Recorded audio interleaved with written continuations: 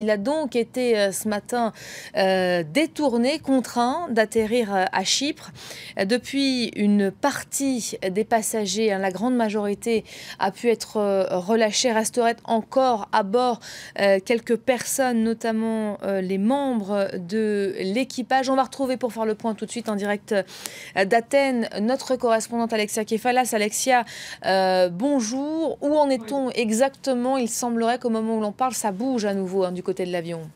Oui, effectivement, 5 otages viennent d'être libérés actuellement. Ils sont en train de descendre de l'avion et ils vont être pris en charge par les services d'ordre de l'aéroport international de Larnaca. On ne sait pas exactement combien de personnes sont à l'intérieur. Est-ce que c'est seulement les membres de l'équipage ainsi que le pilote et le preneur d'otages? On attend des détails. Ce qui est sûr, c'est que les autorités chypriotes sont toujours en état d'alerte, notamment la police, car plusieurs scénarios affirment que le preneur d'otages aurait une ceinture d'explosifs. En tout cas, c'est ce que le pilote a dit aux autorités de l'aéroport chypriote pour demander d'atterrir de manière urgente à l'aéroport de Larnaca une demi-heure après être parti d'Alexandrie, alors que cet avion, c'était un avion de ligne interne, se dirigeait vers le Caire. Intéressons-nous peut-être aux motivations du pilote. On a parlé à un moment de cette potentielle ceinture d'explosifs qu'il aurait portée sur lui. Ça reste à démontrer. À en croire les médias chypriotes, en tout cas, il semblerait que cette piste terroriste, elle soit aujourd'hui à écarter.